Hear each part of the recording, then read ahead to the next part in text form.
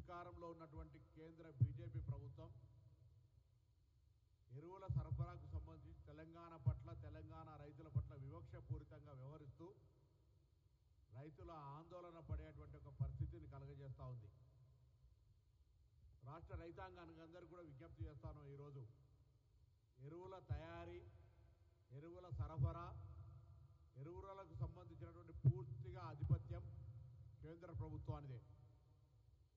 విద్య, వ్యవసాయము, త్రాగునీరు, ఇతరత్ర ఆరోగ్యము, ఇతరత్ర సబ్జెక్టులన్నీ ఫెడరల్ సిస్టంలో కేంద్రము రాష్ట్రము ఉమ్మడి సబ్జెక్టులుగా ఉంటాయి. కానీ ఎరువులకు సంబంధించినటువంటి పూర్తి స్థాయి 100% బాధ్యత కేంద్ర ప్రభుత్వం. తయారీతో పాటుగా సరఫరాకు సంబంధించినటువంటి పూర్తి అంశం అంతా కూడా కేంద్రంకు ముడిపడి ఉన్నటువంటి అంశం. అందుకే రాష్ట్ర ప్రభుత్వం పక్షాన కేంద్రాన్ని ఇన్నిసార్లు విజ్ఞప్తి చేస్తున్నప్పటికీ కూడా రాష్ట్ర ప్రభుత్వం భారతీయ జనతా పార్టీది లేదనే కారణం మీదన, లేదా కాంగ్రెస్ పార్టీ తెలంగాణ ప్రభుత్వం రైతాంగానికి 22,000 కోట్ల రుణమాఫీ చేసి రైతు భరోసా పేరు మీద ఎకరానికి 6,000 రూపాయలు 9 రోజుల్లో 9,000 కోట్లు ఇవ్వడం కానీ, సన్న వడ్లకు 500 బోనస్ ఇవ్వడం కానీ, ఈ విధంగా రైతులకు సంబంధించిన అనేక కార్యక్రమాలు జరిగేటువంటి సందర్భంలో రైతుల పట్ల కాంగ్రెస్ పార్టీకి కొంత వ్యతిరేకత రావాలనే ఆలోచనతో భారతీయ రాష్ట్ర సమితి బీఆర్ఎస్ తోటి క్షేత్రస్థాయిలో కుమ్ముక్కై లేని అపోహలను సృష్టించి ముందస్తుగానే రైతుల లోపల ఒక ప్యానిక్ సిస్టమ్ క్రియేట్ చేయడం వల్ల కొంత ముందస్తు స్టాకులు పెట్టుకునేటువంటి కొంతమంది ఉత్సాహులైన రైతులతో కారణం కావచ్చు, ఇంకేదైనా కావచ్చు, ఈరోజు ఎరువులకు సంబంధించిన ఇబ్బంది ఉన్నమాట వాస్తవము, మేము కాదని అనడం లేదు. కానీ దీనికి బాధ్యత ఎవరైతే వహించాల్సిన వాళ్ళో నిమ్మకు నీరెత్తినట్టు మౌనంగా బాధ్యత రాహిత్యంగా వ్యవహరిస్తున్నటువంటి అంశాన్ని తెలంగాణ రైతాంగానికి చెప్పే ప్రయత్నం చేస్తూ ఉన్నాం. ఈరోజు తెలంగాణ రైతాంగం వాళ్ళను పొద్దున్నే లేచి గ్రామీణ ప్రాంతాల్లో రైతులకు ఇబ్బందిని గమనించి వాళ్ళను పొలిటికల్ మోటివేషన్ చేసే ప్రయత్నం చేస్తూ ఉన్నారు బీఆర్ఎస్ నాయకులు. నేను అడుగుతాను, మీకు నిజంగానే భారతీయ జనతా పార్టీ మీద మీ నాయకుడు మొన్న చెప్పినాడు కేటీఆర్ గారు, ఉపరాష్ట్రపతి ఎన్నికల్లో యూరియా ఇస్తే మీకు ఓటేస్తాం, యూరియా ఇవ్వకపోతే ఓటేయమని చెప్పినారు. ఇవాళ రేపు పొద్దున ఓటింగ్ ఉంది, యూరియా ఇయ్యలే. ఓటు తెలుగు బిడ్డకు ఓటేయండి. నేను రాజకీయం కొరకు మాట్లాడతలేను. మీరు అంత పెద్ద ఎత్తున ఒక ఆఫర్ ఇచ్చినా కూడా యూరియా సప్లై కాలే. రాష్ట్ర ప్రభుత్వం నుంచి ముఖ్యమంత్రి గారితో సహా అనేక సందర్భాలు మా పార్లమెంట్ సభ్యులు పార్లమెంటు సాక్షిగా ధర్నా చేసి మంత్రులను గెరావు చేసినా కూడా నేను ఎందుకు చెప్తున్నా అంటే క్షేత్రస్థాయిలో రైతులు ఇబ్బంది పడుతున్నారు.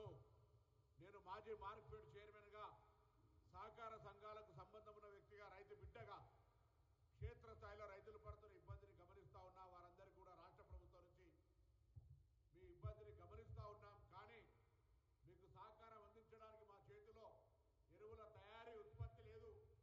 మన రాష్ట్రంలో ఉన్న రామగుండం ఎరువుల ఫ్యాక్టరీ ఉద్దేశపూర్వకంగా నిర్లక్ష్యంగా కావలసుకున్న 4 నెలలుగా ఉత్పత్తి కాకుండా చూస్తూ ఉన్నటువంటి పరిస్థితి ఉన్నది. మేము డిమాండ్ చేస్తాను, రామగుండం ఎరువుల ఫ్యాక్టరీని ఉత్పత్తి చేసి తెలంగాణ